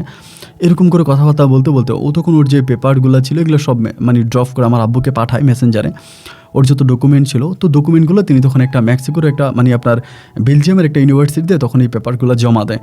এবং সব কিছু জমা দেওয়ার পরে আমার বোনের আইএলটিএসের রেজাল্ট ভালো ছিল, দেখতে শুনতে ভালো ছিল, এবং স্টুডেন্ট হিসাবে অনেক ভালো। অ্যান্ড এরপরে আমার বোনের ওখানে ভিসা লেগে যায়। তো আমার মা তখন বলে যে তুই একা একা যাবি, তুই থাকতে পারবি। আর ওই লোকটার সাথে মানে ম্যাক্সি লোকটার সাথে আমার বোন খুব ফ্রেন্ডলি ছিল, মানে দুজনের মাঝে খুব ভালো একটা সম্পর্ক ছিল, খুব বন্ধুত্বপূর্ণ সম্পর্ক ছিল। এই জন্য আমার মা আর এই বিষয়টাতে বাধাও দিল না, যে ঠিক আছে তাহলে যা। এরপরে একটা পর্যায়ে আমার বোন তখন হচ্ছে বেলজিয়ামে চলে যায়। টাকা পয়সা যা যা কিছু লাগে সব কিছুই ওই আমার বাবাই বহন করে, তিনি সম্পূর্ণ খরচ করে। তিনি এয়ারপোর্ট থেকে আমার বোনকে রিসিভ করে, এবং রিসিভ করে আমার বোন যেই হোস্টেলে থাকবে সেই হোস্টেলে দিয়ে আসে, মানে কলেজের যে মানে ইউনিভার্সিটির যে হোস্টেল আছে ওখানে দিয়ে আসে। এবং আমার বোনের সাথে অন্য অন্য বিভিন্ন দেশের মেয়েরা থাকে, তা সবাই মিলে আমার বোন তখন ভালো আছে। তো অলওয়েজ আমাকে ভিডিও কল দিতাম, আমি আমার বোনের সাথে ভিডিও কলে কথা বলতাম, আমার মাকে ভিডিও কল দিতাম, আমার মার সাথে কথা বলতাম, আমার মার সাথেও কথা বলতো। এবং ও যে ইউনিভার্সিটিতে থাকতো সেই ইউনিভার্সিটি আমাদেরকে দেখায়, এবং ইউনিভার্সিটির ওর যত মেয়ে ফ্রেন্ড আছে, মেয়ে বান্ধবীরা আছে, সবার সাথে আমার মাকে কথা বলাই দেয়, আমিও কথা বলি। তো আমাদের জীবনটা ভাই তখন কেমন জানি একটা রঙিন জীবন হয়ে যায়, মানে এই যে জীবনে কোনো দুঃখ নাই, যন্ত্রণা নাই, শুধু এনজয়, আনন্দ, ফুর্তি, মজা, ভালোবাসা, এইরকম একটা জীবনে আমরা তখন পৌঁছে যাই। আর যাই হোক, আলহামদুলিল্লাহ সব কিছু মিলে খুব ভালোভাবে আমাদের সময়গুলো কাটতেছিল। অ্যান্ড এইভাবেই দিন আর রাতগুলো কাটতে কাটতে একটা পর্যায়ে আমার বোন তখন ওখান থেকে পড়াশোনা করতেছে প্রায় 4 বছরের মতো। আমার বোন তখন তার গ্র্যাজুয়েশন মোটামুটি শেষ করে। তা গ্র্যাজুয়েশন শেষ হওয়ার পর আমার আম্মা বলতেছে, আমার আম্মা কিন্তু আর এদিক দিয়ে গেল না। আমার আম্মা গেল না বলতে কি, আমার আম্মা হঠাৎ করে তার মাথায় কেন জানি একটি সিদ্ধান্তটা আসতে, সে আর যাবে না। মানে আম্মুর কথা হচ্ছে আমার ভালো লাগে না এখানে আমার সমস্ত বন্ধুবান্ধব। আর এরই মাঝে কিন্তু আমার আব্বুর যিনি আছে, মানে বেলজিয়ামের যে আব্বু আছে, তিনি প্রতি বছরে আসতো। তো কিন্তু কখনোই আমার বোনকে আনতো না, মানে আমার বোন নিজেও আসতে চাইতো না, আমার বোন বেলজিয়ামেই থাকতো। তো আমার হচ্ছে বাবা তখন আসতো, দেশে আসতো, আমাদের সাথে ঘুরতো ফিরতো, আমাদের বাসা ভাড়া দিয়ে দিত, এবং আমাদের সাথে অনেক মজা করতো। আমাদের যত খরচ ছিল, যাবতীয় যা খরচ বরচ হতো প্রতি মাসে আমার পড়াশোনার জন্য, তাই সব কিছু উনি এভাবেই দিত। এমন করে দিতে দিতে একটা পর্যায়ে তো উনি আমাদের বাসায় আসতো, আমাদের বাসা থেকে যাইতো। এইভাবে সম্পর্কটা আস্তে আস্তে ওনার সাথে আমাদের খুব ক্লোজ হয়ে গেল, ভীষণ ক্লোজ। তো আমার বন্ধু তখন করে কি, মাঝে মাঝে ফেসবুকে ছবি আপলোড করে। যেহেতু বেলজিয়ামে থাকুক, গ্র্যাজুয়েশন শেষ হয়েছে, এখন ও একটা জব করে, ও আর দেশে আসলো না বা দেশের কথা শুনতেও পারে না। তো একটা পর্যায়ে ও ধরেন আপনার ওই দেশটা তো ফ্রি মাইন্ডের একটা দেশ, মানে কেউ কাউকে নিয়ে খুব বেশি একটা সন্দেহ করে না, সবাই খুব খোলামেলা ওপেন মাইন্ডে থাকতে পছন্দ করে। তো ওপেন মাইন্ডের ওই দেশের ভিতরে ভাই আমি খুব খেয়াল করে দেখলাম যে আমার বোন আমার বাবা ম্যাক্সির সাথে, মানে আমার সৎ বাবা ম্যাক্সির সাথে মাঝে মাঝে এমন কিছু ছবি আপলোড করে ফেসবুকে, যেটা আসলে মানে আমাদেরই সমাজে, মানে আমরা যারা আছি আর কি, মানে আমাদের কাছে এটা দেখাটা খুব লজ্জাজনক মনে হয়। যেমন দুজনেই লিপ কিস করতেছে এরকম ছবি, এবং খুবই নগণ্য ড্রেস পরে বাবার সাথে তো এরকম ছবি মানে মেয়ে কখনো পোস্ট করতে পারে না, এটা তো পসিবল না। তা আমি আমার যে বন্ধুদের সাথে পড়াশোনা করতাম ওরা তখন আমার এই দেখা বলতো, আমার বোনের সাথে ফেসবুকে অনেকের লিঙ্ক আছে, অনেকে আমার বোনের সাথে এফবিতে কথাবার্তা বলে, একটা ভালো সম্পর্ক আছে। তো তারা তখন আমার এগুলো দেখতো, আমার বোনের এফবিতে এগুলো দেখতো, দেখার পরে মানে আমাকে বলতো যে কী রে ওয়ালি তোর বোন এরকম করে, বা এটা কেমন, মানে অনেকে আমার মানে বলতো যে আমার যে বাবা আছে আমার বাবা নাকি আমার বোনের সুগার ডেডি, এটা বলতো যে আমার বোনের সুগার ডেডি আমার বাবা, এরকম করে বলতো। তো এই বিষয়গুলো তখন আমার কাছেও খারাপ লাগতো, আমি আমার বোনকে ফোন দিয়ে গালাগালি করতাম যে তুই এগুলো কী করিস, তুই ওখানে গেছিস পড়াশোনা করার জন্য, পড়াশোনা শেষ হয়েছে তুই দেশে চলে আয়, আমরা তোকে একটা বিয়ে শাদী দিব, তুই বিয়ে করবি, আর তুই ওখানে থাকতে হলে ভালোভাবে থাক, তুই একটা মুসলিম ধর্মের মেয়ে, তুই মুসলিম ধর্ম গ্রহণ করিসিস, মানে তুই মুসলিম ধর্মাবলম্বী মেয়ে, কিন্তু এগুলো কী করিস। এরকম আমাদের বাবা যিনি আমার মাকে বিয়ে করছে এবং তার সাথে তুই এভাবে ফেসবুকে ছবি আপলোড করতেছিস, বা এটা তো আসলে মানে খুব হার্ড এবং খুবই কষ্টকর। তা ওই সময়টাতে কিন্তু আমার আম্মার অ্যাপ ইউজ করে না, আমার আম্মার চোখে খুব ভালো দেখতো না, মানে আমার আম্মার দৃষ্টিতে অনেক অংশের সমস্যা দেখা যায়, ডাক্তার টোটালি বলে মোবাইল এবং টিভি এই দুটো যাতে আমার আম্মু না দেখে, মানে ওইগুলো দিকে না থাকে, এই জন্য আম্মু টোটালি এফবি ইউজ করে না, কারণ এফবিতে অনেক নেশা, দেখা যায় যে বেশিরভাগই ঘোরাফেরা করবে, ইউটিউবে অনেক নেশা ঘুরবে, এই জন্য আমার আম্মু টোটালি ফোন ইউজ করে না, জাস্ট বাটন সিস্টেম একটা ফোন ইউজ করে। তা আমার আম্মা কিন্তু এগুলো আর দেখতো না। এখন এগুলো যখন আমি ওরে বলি ও তখন আমার উপরে খুব ক্ষিপ্ত হয়ে যায়, মানে রেগে যায়, যে এই জন্যই তো আমি বাংলাদেশে যেতে চাই না, বাংলাদেশের মানুষ ওপেন মাইন্ড হয় না, তারা অনেক ব্রড মাইন্ডের হয়, মানে আমি এই জন্যই যাবো না, এটা সেটা, আমি আমার বাবার সাথে কীভাবে চলবো, কীভাবে কী করবো, মানে এটা তো অ্যাটলিস্ট তোদের দেখার বিষয় না, এটা তো তোদের জানার বিষয় না, তোরা কেন এগুলো জানবি বা তোরা কেন এগুলো করবি। এইভাবে বোনের সাথে রাগারাগি হতে হতে একটা সময় আমার বোন আমার সাথে কন্ট্রাক্ট করা কমিয়ে দেয়, মানে আমার সাথে আর আগের মতো কথা বলে না, যেরকম করে আমার সাথে আগের মতো কথা বলতো, এবং আমি টাকা পয়সা চাইলে টাকা পয়সা দিত, বা আমার সাথে খুব ক্লোজলি একটা সম্পর্ক ছিল, মানে ওই সম্পর্কটা হঠাৎ করে ফাটল ধরে গেল, এবং আম্মুর সাথেও খুব একটা কথা বলে না। এবং আরেকটা সবচেয়ে মানে অবাক করা বিষয় হচ্ছে, আমার বেলজিয়ামে যে আমার বাবা ছিল ওই বাবাও আমার মার সাথে আর কন্ট্যাক্ট করে না, মা ফোন দিলে রিসিভ করে না, মাকে ইগনোর করে, মায়ের সাথে কথা বলে না। উনি আগে যেরকম আমার মা বললেই উনি দেশে চলে আসতো, এখন আর উনি দেশেও আসে না, কেমন জানি আমার এবং আমার মায়ের প্রতি ওনার ইন্টারেস্ট সম্পূর্ণভাবে কমে গেছে, মানে পরিপূর্ণভাবে আমাদের প্রতি ওনার মানে কোনো রকমের ইন্টারেস্ট নাই, মানে সব কিছু যেন একদম ভ্যানিশ হয়ে গেল, খুব খারাপ একটা অবস্থার মধ্যে চলে গেছি। তখন আমি কি করব, মানে আমার মাথায় আসলে ভাই কোনো কিছুই আসতেছে না যে এইগুলা কেন, বা এইসব হওয়ার তো কথা ছিল না, এই পরিস্থিতি এতটা ডিফিকাল্ট এতটা কঠিন কেন হয়ে গেল। সবার মাঝে তখন একটা অরাজকতা, একটা খারাপ লাগা কাজ করতেছে। তো আমি কিন্তু তারপর আমার মাকে এসব কোনো কিছু বলি না। এমন করতে করতে হঠাৎ করে আমার বোন একদিন ওর ফেসবুকের ওয়ালে লিখলো আই এম প্রেগনেন্ট, মানে ও বেবি কনসেপ্ট করছে। তো এখন আমার বন্ধুরা ভাই বিশ্বাস করেন, যেহেতু আমি ঢাকাতে পড়াশোনা করি, সব বন্ধুরাই তো আমার ফ্রেন্ডলি, ওরা আমার সবাই ধরছে কিরে তোর বোনের বিয়ে হয়েছে কবে। এখন সবাই আমার বলে এই তোর বোনের পেটে যেই বাচ্চা ওটা তো সৎ বাপের বাচ্চা। মানে আমি তখন মানে আমার বোন আমার সাথে কন্ট্রাক্ট করে না, আমি নিজে তার সাথে কন্ট্রাক্ট করে তখন ওই দিন তার খুব দুর্ব্যবহার করি। পরে ও হাসতে হাসতে বলতেছে আমি এটা মজা করছি, আসলে আমি প্রেগনেন্ট না, আমার বেবি নাই, আমি এগুলো নষ্ট করছি, মানে আমার কোনো বেবি নেই, আমি জাস্ট দুষ্টামি করছি। তো এরকম করতে করতে সবাই আমাকে বলতো আমি যে ও আসলে এটা করে ওইটা করে, বা এরকম একটা সম্পর্ক।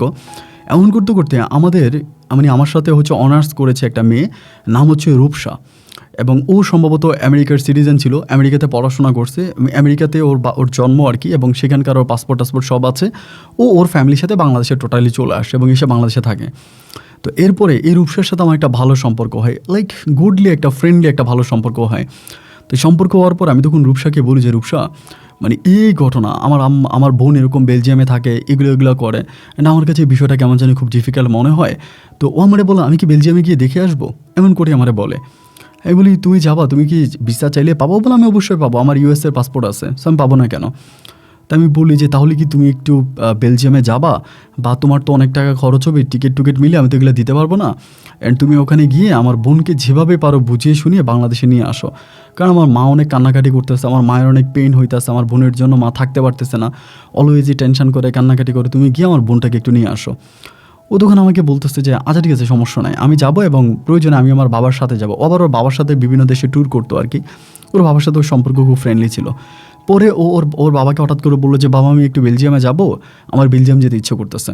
তো ওর বাবা হঠাৎ জিজ্ঞেস করলো যে কেন মা ওইখানে কেন, বলে আমার ভালো লাগতেছে। পরে একটা সময় বেলজিয়ামে গেল ওর বাবার সাথে, ট্যুরিস্টে গেল, এবং যাওয়ার 2 থেকে 3 দিন পরে আমারে বলতেছে যে ওয়ালি আই এম সো সরি, আমি আসলে এভাবে বলার জন্য দুঃখিত, কিন্তু এভাবে না বলেও আসলে কোনো উপায় নেই। তোমার বাবা এবং তোমার বোন একই বাসায় থাকে এবং দে আর হাজব্যান্ড ওয়াইফ। মানে আমি এটা শোনার পর মানে আমি আসমান থেকে পড়লাম যে এটা কীভাবে সম্ভব। আমি তখন বললাম, রূপসা, আই থিঙ্ক তুমি কোনো মিস্টেক করতেছো বা তোমার কোনো মানে মেবি কোনো কিছু মিসিং হচ্ছে। আমাকে বলে, দেখো, তোমার বোন আর তোমার বাবা যে প্রপার্টিতে থাকে, মানে যে বাসায় থাকে, আমি সেই বাসার যিনি অনারের সাথে কথা বলছি, বাড়িওয়ালার সাথে কথা বলছি, এবং অনলি নট মি, আমি না, আমার বাবাও কথা বলছে, অ্যান্ড তুমি আমার বাবার সাথে কথা বলতে পারো। পরে রূপসা ওর বাবাকে দিল এবং ওর বাবা আমাকে সেম কথাটাই বললো। পরে আমি বললাম যে, আঙ্কেল, এটা কীভাবে সম্ভব? উনি তো আমার বাবা, তিনি তো বাংলাদেশে আসছে, আমার মায়ের সাথে থেকেছে, আমার মায়ের সাথে ওনার খুব গুডলি একটা সম্পর্ক। মানে উনি কিভাবে আমার বোনকে বিয়ে করতে পারে? এটা তো কোনোভাবেই, কোনো ধর্মেতেই তো এটা আসলে সম্মতি দেয় না। এবং এই মেক্সি লোকটা বাংলাদেশে এসে মুসলিম হয়েছে, মুসলিম ধর্ম গ্রহণ করেছে। পরে তিনি আমাকে বলতেছে, মানে আমার ওই রূপসার বাবা বলতেছে, আসলে বাবা কি আর তোমারে বলবো, এখানে ওই ম্যাক্সি লোকটার চেয়েও তোমার বোনের আগ্রহ অনেক বেশি। আমরা বেশ কয়েকবার দেখেছি তোমার বোন ওই লোকটার সাথে, মানে ওই বৃদ্ধ লোকটার সাথে বাসা থেকে বের হচ্ছে, এবং এমনভাবে বের হচ্ছে যেন তাদের মাঝে, মানে তোমার বোন ওই বৃদ্ধ লোকটাকে অনেক ভালোবাসে। আর ভালোবাসবেই না কেন, এই ম্যাক্সিনামের যে লোকটা বাংলাদেশে তোমাদের পরিবারে গিয়েছে, সে মেক্সিকোতে হাতে গোনা কয়েকটা মানে গুড বিজনেসম্যানের মধ্যে একজন, এবং সে জন্মগতভাবে হচ্ছে ক্যানাডিয়ান। মানে মেক্সি জন্মগতভাবে ক্যানাডিয়ান, বাট সে বেলজিয়ামের একটা মেয়েরই বিয়ে করে, এবং বিয়ে করার পরে সে বেলজিয়ামে সে সেটেল হয়ে যায়, আর মানে কানাডাতে যায় না। তো এখানেই ব্যবসা বাণিজ্য করে, এবং সেই মেয়েটা একটা সময় এই মেক্সিকে ছেড়ে চলে যায়। তো মানে ওই মহিলাটা তার বাচ্চা কাচ্চা হয়ে যায়, বেবি টেবি নিয়ে মেক্সিকে ছেড়ে দেয়। তো এরপরে মেক্সি একা হয়ে পড়ে, এবং তখন থেকে আমাদের সাথে মেক্সির সম্পর্কটা, এই কথাগুলো রূপসার বাবা আমাকে বলতেছে। আমি তখন বললাম যে, আঙ্কেল, এখন আপনি তো অনেক বেশি ইন্টেলিজেন্ট, বা আপনি সব কিছুই বুঝেন, আপনার মেধা শক্তি অনেক ভালো। তা আঙ্কেল, আমরা এখন কী করতে পারি? আমরা কোন পথ অবলম্বন করতে পারি, বা কীভাবে এটা থেকে রক্ষা পেতে পারি? এখন আমার মা যদি এই বিষয়গুলো জানতে পারে, আমার মাকে তো আমি আর বাঁচাতে পারবো না। তুমি বলে এরপরেও তুমি বুঝো, হুটহাট করে কোনো ডিসিশন নেওয়ার দরকার নাই, কোনো সিদ্ধান্ত নেওয়ার দরকার নাই। পরিস্থিতি কোন দিকে যায় হঠাৎ করে তো আর বলা যায় না। অপেক্ষা করো এবং দেখো যে এরপরে কী হয়। এখনই হুটহাট করে কোনো সিদ্ধান্ত নিতে যেও না। এই বলে একটা পর্যায়ে রূপসা এবং রূপসার বাবা দুজনেই হচ্ছে বেলজিয়াম থেকে তারা বাংলাদেশে আসে। পরে আমি আঙ্কেলের বাসায় যাইতাম আসতাম। আঙ্কেলের সাথে আবার মোটামুটি খুব ভালো একটা সম্পর্ক তৈরি হয়। এত মধুর একটা সম্পর্ক তৈরি হয় যে আঙ্কেল আমাকে ছাড়া কোনো কিছুই বুঝে না। খুবই গুডলি একটা ভালো সম্পর্ক। তো আঙ্কেলের বাসায় যাওয়ার পর আঙ্কেল আমাকে সেম কথাটাই বলো যে, তোমার বোন অজিহার সবচেয়ে বেশি দোষ। ওখানে তোমার বাবা যে ম্যাক্সি আছে, এই লোকটার অতটা দোষ নাই। আমরা যতটুকু বুঝলাম, আমরা যতটুকু অবজার্ভ করতে পারছি, যে তোমার বোন ওই লোকটাকে বাধ্য করছে তার সাথে এই ধরনের সম্পর্ক তৈরি করার জন্য। তো সর্বোপরি তোমার বোন এটার জন্য দোষী, এবং তোমরা ওই মেক্সিকোর লোকটারে, মানে ওই বেলজিয়ামের লোকটারে তোমরা দোষারোপ করো না, এই লোকটার আসলেই দোষ নাই। তো এমন করতে করতে আমার মা আমাকে সবসময় বলতো, পরিবারে তখন প্রচুর অভাব, এবং এই অভাবের সময়ও এই রূপসা কিন্তু আমাকে টাকা দিত। রূপসার সাথে আমার প্রেমের সম্পর্ক কিনা আমি জানি না, তবে রূপসা আমাকে অনেক সাপোর্ট করতো, মানে আমাকে অনেক বেশি বুঝতো। আমি যখনই অভাবে থাকতাম, ও আমাকে 10,000, 15,000, 20,000 টাকা করে দিত। আমাদের বাসা ভাড়া জমে যাইতো, আমাকে বাসা ভাড়াও দিত। আমার মনে শুধু একটাই প্রশ্ন বা একটাই কথা, যে আমার বোন আমার বাবাকে আমাদের কাছ থেকে এইভাবেই নিয়ে গেল, আমাদেরকে কোনো টাকা পয়সা দেয় না। আমি আর আমার মা, আমরা কিভাবে বাংলাদেশে থাকি? আমি তো তখন পর্যন্তও পড়াশোনা করতাম, তা আমরা কীভাবে চলাফেরা করি? এইসব কোনো কিছুতে আমার বোনের ধারে না, আমার বোন এসব কোনো কিছুই মনে করে না। একটা পর্যায়ে আমি তখন এই রূপসার সাথে আস্তে আস্তে করে কথাবার্তা বলতে আমাদের দুজনের মাঝে এক ধরনের একটা ভালো লাগে এবং ভালোবাসার একটা সম্পর্ক তৈরি হয়। এবং সেই সম্পর্কের সূত্র ধরে আমি তখন রূপসাকে বলি যে, রূপসা, আমার কেন জানি মনে হয় যে আমি যদি একবার বেলজিয়ামে যেতে পারি এবং বেলজিয়ামে গিয়ে আমার বোনকে আমি বুঝাতে পারি, তাহলে হয়তো আমার বোন আমার কথা শুনবে এবং আমার বোন সম্ভবত আমাকে মানবে। তো আমরা তো আসলে বাংলাদেশে থেকে কিছুই করতে পারতেছি না। আমি গেলে আমার বোনকে সম্ভবত বুঝাই নিয়ে আসতে পারবো। আমার বোন মেবি আমাদের কথা শুনবে, আমি বেলজিয়ামে একটাবার যাব। তো আমাকে বলে যে, ঠিক আছে, তুমি যেতে পারো, তুমি প্রসেস করো। আমি তখন এইভাবে ওভাবে অনেকভাবে প্রসেস করি, আসলে কোনোভাবে আমার যাওয়া হয় না। পরে আমাকে সম্পূর্ণভাবে রূপসা সাপোর্ট দেয়। অনেক টাকা পয়সা খরচ হয় আমার বেলজিয়ামে যাওয়ার জন্য, খুব টাকা পয়সা খরচ করে একটা সময় রূপসা আমার বেলজিয়ামের ভিসা প্রসেস করে দেয়। এবং ভিসা প্রসেস করার পরে আমি তখন মাকে বললাম যে, মা, অজিহার কী হয়েছে? অজিহা তো আসে না, এবং এত কিছু বলার পরও আমাদের কোনো কথা শুনতেছে না, আমাদের কথা মানতেছে না। তো আমি বেলজিয়ামে যাব এবং বেলজিয়ামে গিয়ে আমি অজিহাকে নিয়ে আসবো। আমার আম্মা বলে, এত টাকা পয়সা তুই কই পাবি? পরে আমার আমার গার্লফ্রেন্ড রূপসার কথা বললাম যে, ওই আমাকে সব টাকা দিয়েছে এবং ও ম্যানেজ করে দেওয়াতে আমি যেতে পারতেছি। পরে আমার আম্মা রূপসার সাথে কথা বললো এবং রূপসাকে বললো যে, মা, আমি তোমার কাছে চিরঋণী হয়ে থাকলাম, এবং তুমি আমার ছেলের জন্য যা করছো পৃথিবীর ইতিহাসে তো এরকম কেউ করবে না। তো একটা পর্যায়ে আমি তখন আলহামদুলিল্লাহ বাংলাদেশ থেকে বিদায় নিয়ে দেন আমি তখন এই বেলজিয়ামে গিয়ে পৌঁছাই। এবং বেলজিয়ামে যাওয়ার পরে আমি তখন আমার বোনের যে অ্যাড্রেস ছিল, আমাকে রূপসা যে অ্যাড্রেস দিয়েছিল, ওই অ্যাড্রেস অনুযায়ী আমি তখন আমার বোনকে ট্রেস করতে পারি। তো এখন বিষয় হচ্ছে আমি সরাসরি আমার বোনের সামনে যাচ্ছি না, আমি দূর থেকে বিষয়গুলো অবজার্ভ করতেছি। যেভাবে রূপসা এবং তার বাবা ছিল ওইভাবেই দেখতে দেখতে একটা পর্যায়ে আমি দেখতে পেলাম যে আসলেই কিন্তু ঠিক, মানে আমার ওই বৃদ্ধ বাবাকে নিয়ে আমার বোন এমনভাবে চলাফেরা করতেছে এবং দীর্ঘ বৎসরের পর বছর, আসলে আর কি বলবো, বলার মতো কোনো ভাষা নাই। পরে এই জিনিসগুলো দেখতেছি আমি প্রায় ওইখানে যাওয়ার আমি ওইখানে গিয়ে আবার ভিসা চেঞ্জ করি, মানে ওখানে ভিসা লাগাই রূপসার সহযোগিতায়। আমি ওইখানে থেকে যাওয়ার ট্রাই করি আর কি, যে আমি ওখানে থেকে যাওয়ার ট্রাই করে থাকার জন্য আমি কোর্টে মামলা টামলা করি, আমি ওখানে মানে জব করি। তখন আর আমি বাংলাদেশে আসি না। তো এরকম করে সময়গুলো কাটতে কাটতে আমি একটা সময় আমার বোনের সাথে দেখা করি। বোনের সাথে দেখা করি বলতে একটা মানে সমুদ্রের পাড়ে আমার বোন থাকে এবং আরও কয়েকটা মেয়ে থাকে, কিন্তু ওখানে আমার বাবা ম্যাক্সে থাকে না। ওইখানে আমি হঠাৎ করে আমার বোনের সামনে যাই। তো ভাই এত বছর পরে আমি বাংলাদেশ থেকে গিয়েছি মেক্সিকোর আপনার বেলজিয়ামের মতো একটা দেশে, ওখানে তো আসলে আমার বোন আমাকে দেখে সারপ্রাইজ হয়ে যাওয়ার কথা বা বলার কথা দিয়ে, ভাই তুই কোত্থেকে আসছিস, কীভাবে আসছিস, কেন আসছিস, মানে অনেক প্রশ্ন তো সে আমাকে করতে পারে যে আমি হঠাৎ করে এরকম একটা দেশে চলে গেলাম। বাট আপনি শুনলে অবাক হয়ে যাবেন যে ও আমাকে দেখার পরে মানে নাথিং, মানে কিছুই না, মনে হয় যেন আমি মানে খুব ফ্রেন্ডলি। কিরে কী অবস্থা ওয়ালি, কেমন আছিস? আমি বললাম ভালো আছি, তুমি কেমন আছো? বলে হ্যাঁ ভালো আছি। তা কবে আসছিস? এমন করেই বলতেছে। মানে তার ভিতরে যে বাংলাদেশের মানুষের প্রতি বা আমার প্রতি, মায়ের প্রতি যে ইমোশন, আবেগ, ভালোবাসা যা কিছু ছিল, মানে কোনো কিছুই নেই। মানে সে যেন এক অন্য জগতের মানুষ হয়ে গেছে, সে আমাদেরকে ঠিক চিনতেই পারে না। পরে আমি বললাম যে আপু আমি তোমার সাথে একটু কথা বলতে চাই, তো এখানে তোমার ফ্রেন্ডরা আছে, এখানে কি বলা যাবে? তো আমাকে বলবো ইয়ার ফ্রেন্ড, নো প্রবলেম, তুই আমাদের ফ্রেন্ড, বল। পরে আমি বললাম যে আপু আসলে সব বিষয় তো আর ওদের সামনে বলা যায় না, পারিবারিক বিষয় তো, তা তুমি যদি আমাকে একটু এক্সট্রা টাইম দিতা। পরে উনি আমাকে বললো তুই আগামী দিন একটা রেস্টুরেন্টের ঠিকানা দিস, তুই ওইখানে আসে আমি তোর সাথে কথা বলবো। মানে আমি যে আমার বোনের সাথে কথা বললাম, যে বোন একই সাথে আমরা মায়ের পেট থেকে, আমরা মায়ের পেটের সন্তান, আমার জন্ম, আমার রক্তের বোন, সে আমার সাথে বেলজিয়ামের মতো একটা দেশে এইরকম বিহেভ করবে, আমি প্রথমে এটাই ভাবছিলাম যে আমি তার সামনে গেলে সেও তো আমাকে জড়িয়ে ধরে কান্নাও করে দিতে পারে, যে আজকে এত বছর পর আমার বোন আমাকে দেখতেছে, মানে এতটা ইমোশনাল হয়ে যাবে। বাট আমি তার ভিতরে কিছুই দেখলাম না। দেন আমি বাসায় গেলাম এবং বাসায় যাওয়ার পরে এর পরের দিন আমি আমার বোনের সাথে দেখা করার জন্য ওই রেস্টুরেন্টের মধ্যে যাই। তো সে একাই আসে ওই দিন, এবং আসার পরে আমি তখন ওখানে গেলাম। তো ওই দিন আমাকে বলতেছে যে তুই হঠাৎ করে বেলজিয়ামে কেন, কিভাবে আসলি? পরে আমি বললাম যে যেভাবেই আসছি, আল্লাহ তো আসার একটা ব্যবস্থা করে দিয়েছে, তো আসছি। তো আপু আসলে আমি তোমাকে কয়টা প্রশ্ন করতে চাই, যদি তুমি কিছু না মনে করো। উনি আমাকে বলো প্রশ্ন করতে পারবি কর, ভালো কথা, কিন্তু ম্যাক্সিকে নিয়ে কিছু বলবি না। পরে আমি বলতেছি যে ম্যাক্সিকে নিয়ে কিছু বলবো না কেন, আর তুমি এরকম ম্যাক্সি বলতেছো কেন, মানে উনি তো আমাদের বাবা হয়।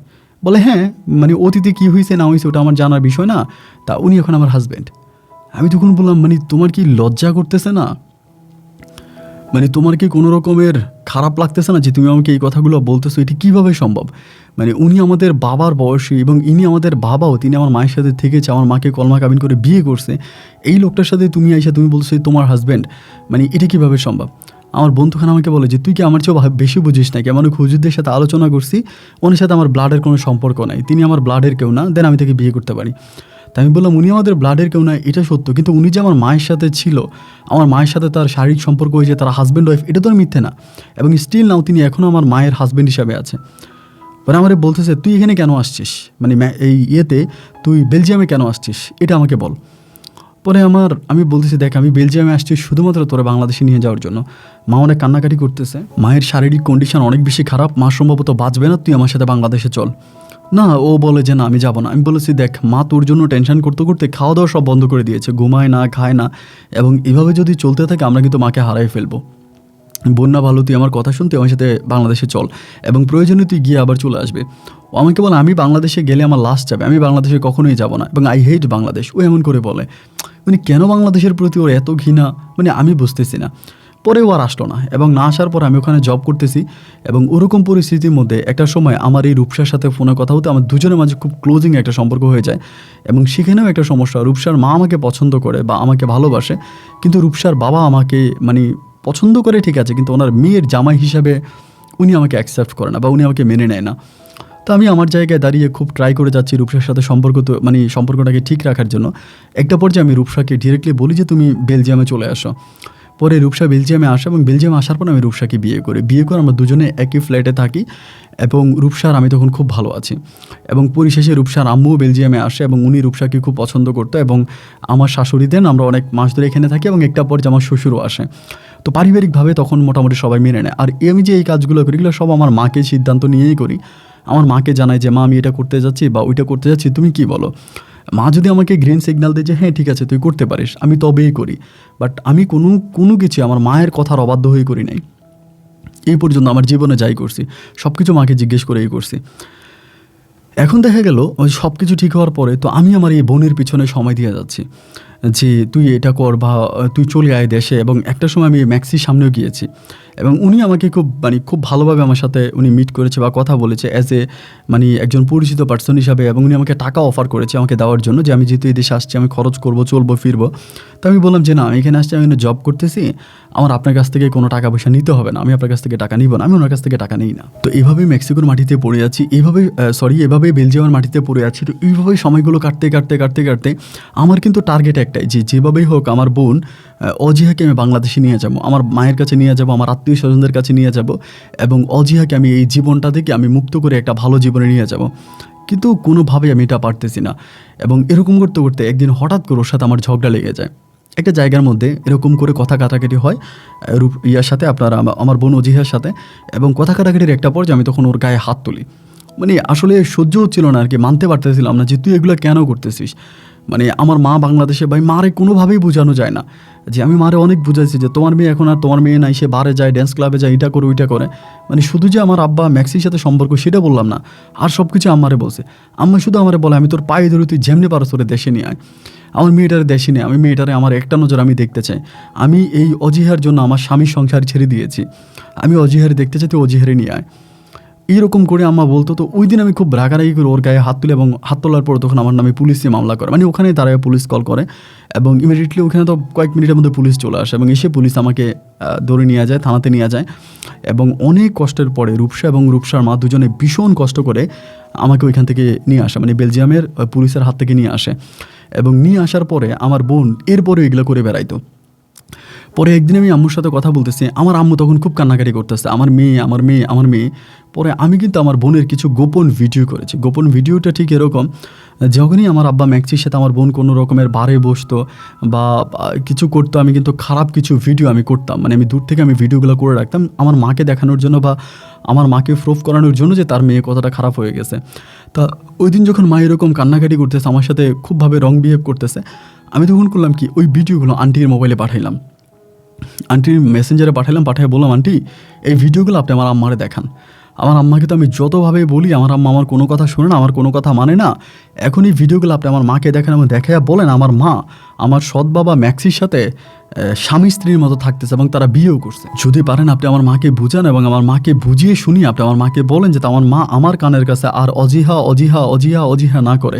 এইটা আন্টি আমি আর নিতে পারতেছেন, আপনি আমার মাকে বুঝান। তো এই ভিডিওগুলো মাকে দেখানো মাত্রই আন্টি তখন আমাকে প্রায় 1.5 ঘন্টা পরে কল দিয়ে খুব কান্নাকাটি করতেছে। আন্টি কান্নাকাটি করতেছেন কেন, কী হয়েছে? বলে এই ভিডিওগুলো তোমার আম্মাকে দেখানো মাত্র তোমার আম্মা হার্ট অ্যাটাক করছে। তো আমার আম্মা কিন্তু এর আগে একবার হার্ট অ্যাটাক করেছিল। স্যার ডাক্তার বলেছিল যে আমার আম্মার এবার হার্ট অ্যাটাকটা খুব ডিফিকাল্ট হবে।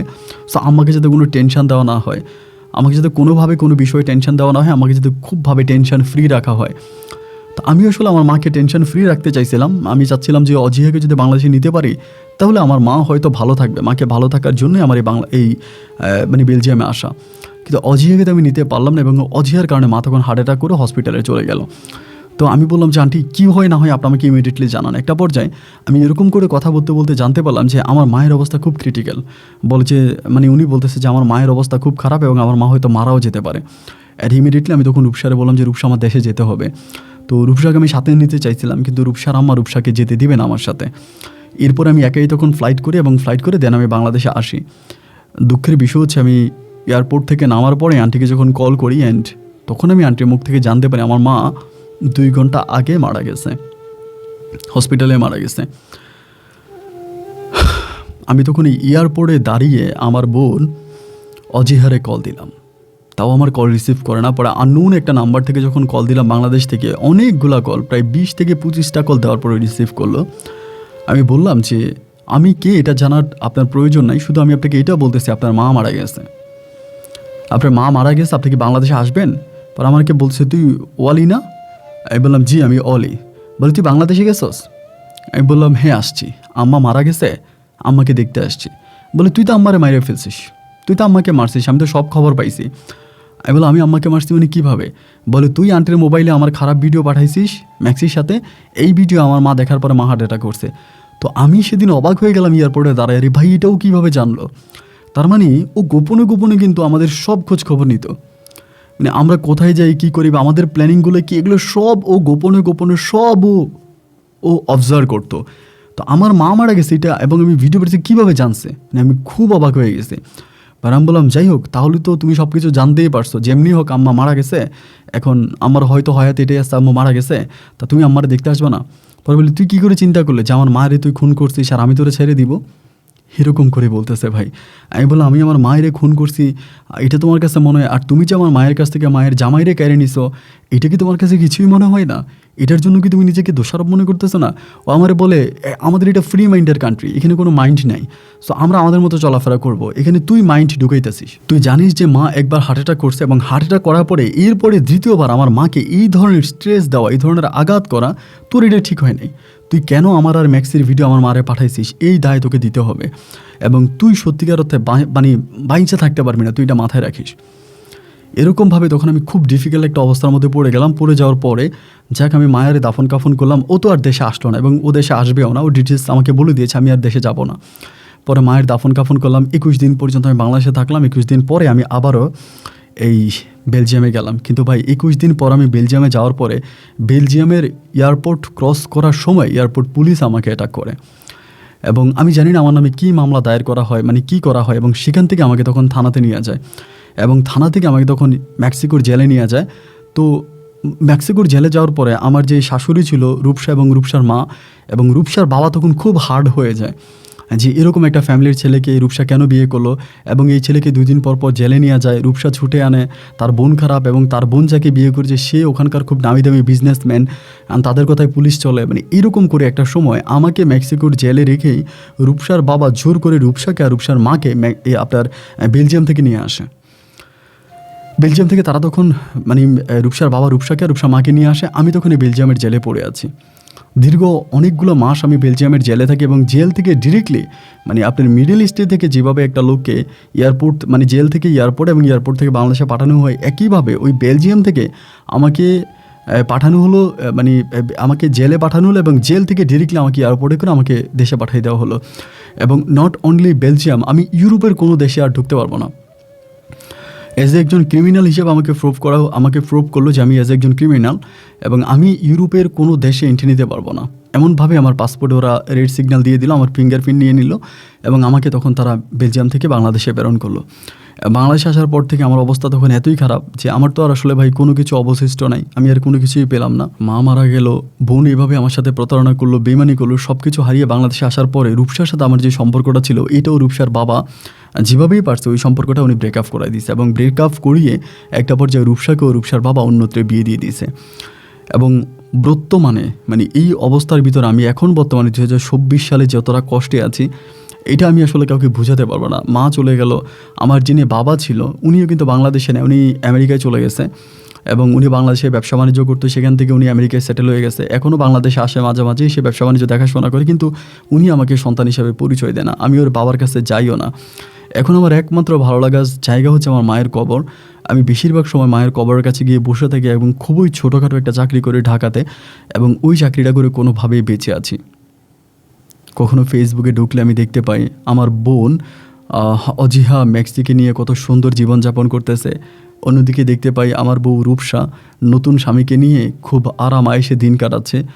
আবার মাঝে মাঝে ফেসবুকে একইভাবে দেখতে পাই যে আমার বাবা, যিনি আমাকে জন্মদাতা পিতা, তিনি আর নতুন বউ নিয়ে ঘুরে বেড়াচ্ছে। এই ব্যস্ত পৃথিবীর প্রতিটা মানুষ সুখে আছে, কিন্তু আজকে আমি যখন আপনাকে গল্পটা লিখি রাত তখন প্রায় 3টা বাজে, রাজধানী ঢাকা থেকে রাত 3টা বাজে আমি আপনাকে বলতেছি, আমি যে গল্পটা লিখতেছি আমি বাসার ছাদে মোবাইলের আলোতে আমি আপনাকে ইমেলটা করতেছি। তো দেখা গেল কি আপন ভাই, এই পুরো শহরের মানুষগুলো ঘুমিয়ে পড়েছে, ক্লান্ত শহরটা যেন গাছপালাগুলো ঘুমিয়ে গেছে, সবাই কত সুখে শান্তিতে আছে, কিন্তু আমার মনে এত কষ্ট কেন, আমার মনে কেন সুখ সইল না? আমার মা কেন আমাকে ছেড়ে চলে গেল, আমার বোন কেন তার চিন্তা ভাবনা করে স্বার্থপরের মতো ওই বেলজিয়ামে আমাকে জেল খাটিয়ে বাংলাদেশে পাঠালো।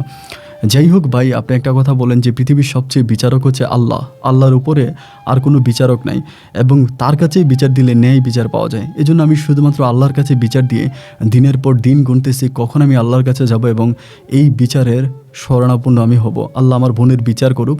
এবং আমি আপনাকে আমার কথাগুলো বললাম, যদি আপনি মনে করেন আমার গল্পটা প্রচার করা উচিত তবে আপনি প্রচার করতে পারেন। আপন ভাই, আপনার জন্য অনেক দোয়া আর ভালোবাসা রইল। আপনি ভালো থাকবেন। রাজধানী শহর ঢাকা থেকে ওয়ালি। আসসালামু আলাইকুম।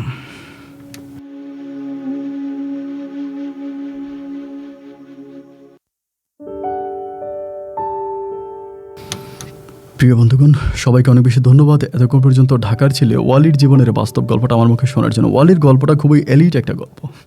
এলিট গল্প বলছি এই কারণে যে ওয়ালি তার জীবনে অনেকগুলো বাস্তবতার সম্মুখীন হয়েছে। তো তার বোন মানে অজিহা যে কাজটা করেছে, এটা আসলে আমার কাছে জিনিসটা সবচেয়ে বেশি খারাপ লাগছে এটা চিন্তা করে। দেখেন, এই অজিহার জন্য কিন্তু এই ওয়ালির মা কিন্তু তার বাবাকে ছেড়ে দিছে শুধু অজিহার জন্য। কারণ অজিহাকে বিয়ে দিতে চেয়েছিল অজিহার বাবার সিনিয়র কোনো এক বন্ধুর কাছে। এটা অজিহার মা মেনে নিতে পারে নাই বলে নিজের মেয়ের ভবিষ্যতের কথা চিন্তা করে উনি ওই স্বামীর সংসার ছেড়ে দিল। কিন্তু আজকে আপনি একবার চিন্তা করে দেখেন, এই অজিহার কারণেই কিন্তু ওয়ালির গোটা পরিবারটা ধ্বংস হয়ে গেল এবং ওয়ালির মা কবরে পর্যন্ত চলে গেল। আমি যে বলি আমাদের এই সমাজে 90% মানুষ খারাপ, অনেকে আমাকে এই কথার বিরোধিতা করে। আমি বলেছি এবং আজকে থেকে আমি সবসময় বলবো যে আমাদের এই সমাজে 90% মানুষ খারাপ, হয়তো তাদের মাঝে আমিও আছি। সবাই ভালো থাকবেন, সুস্থ থাকবেন, এই শুভকামনায় আজকের মতো এখানেই বিদায়। আপনাদের সাথে আমার দেখা হবে অন্য দিন অন্য কারো বাস্তব জীবনের গল্প নিয়ে। আল্লাহ হাফেজ অ্যান্ড আসসালামু আলাইকুম।